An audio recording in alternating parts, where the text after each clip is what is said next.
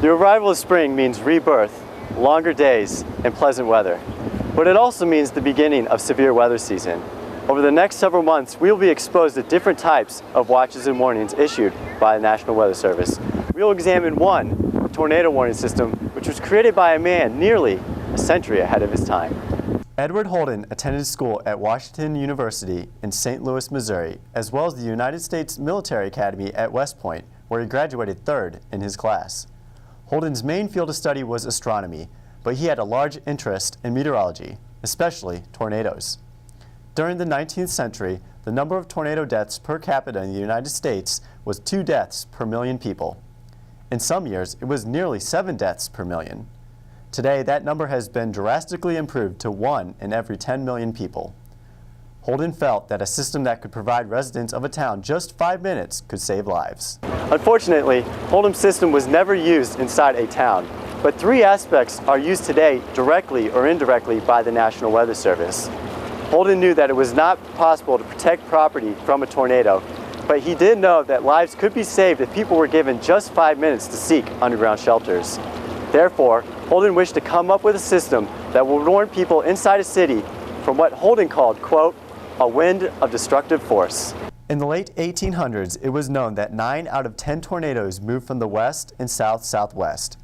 Knowing this knowledge, Holden devised a system of telegraph wire 2 to 3 miles outside the west and south-southwest portions of the town. The lines would run into the town and connect into a battery at a telegraph office, which would provide a constant current through the line. This line would also be connected to each house within the town. In each house, the telegraph line would be connected to a bell, which, as long as the current was running through it, would not ring. In addition, the line would also be connected to a cannon that would fire if the current was broken to warn those outside. But how would a tornado break the current? Next, Holden proposed a series of telegraph poles with a board attached to each one, which would measure the strength of the wind. The board contained a thin wire carrying current that would break if enough pressure was applied to the board. A wind speed of 70 miles per hour or greater would break the thin wire, which would cause the bells inside the houses to go off and the cannon outdoor to fire. As a result, people would be warned of an approaching tornado. Holden's tornado system was inventive and may have been successful had it been implemented. However, his simple system has several aspects which are used today by the National Weather Service. The electric grid in the United States consists of thousands of miles of transmission lines. The major transmission lines and their support systems are typically placed in areas where trees cannot affect them. Their location and design make them resistant to all but tornado-force winds.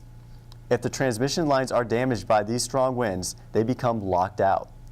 When this happens, the power companies relay the information to the National Weather Service, who looks at the radar for indications of a strong rotating storm near the downed transmission lines. Interestingly enough, the practice of detecting damage to power lines associated with tornado winds and issuing a tornado warning is quite similar to Holden's, which would initiate a tornado warning if a telegraph wire was broken. In addition to downed lines, today the NOAA weather radio brings weather warning information directly to homes across the country. In the event of a tornado warning, a 1050 Hz tone is broadcasted which activates weather radios to sound an alarm, even if the receiver is turned off. With Holden's tornado warning system, the weather radios in each home served the same purpose as the bell that would ring if the telegraph circuit was broken by high wind. The only difference with this is that Holden's system would go off automatically, whereas today a meteorologist must determine first if a tornado is present. Then they release an official warning. Lastly, today's outdoor tornado sirens are located in many parts of the United States. These sirens are turned on when a tornado is in the area, warning those who are outdoors. Outdoor warning sirens are similar to Holden's idea of firing a cannon to warn people outdoors of an approaching tornado. Similar to the NOAA radio, Holden's cannon would fire automatically, while today's sirens are sounded when a meteorologist issues a tornado warning. In many ways, Holden was nearly 75 years ahead of his time in devising an automatic tornado warning system that would not only detect a tornado, but also warn people of the approaching twister. Unfortunately, resistance from the Signal Corps and the Weather Bureau to issuing warnings or forecasts prevented Holden's system from being used.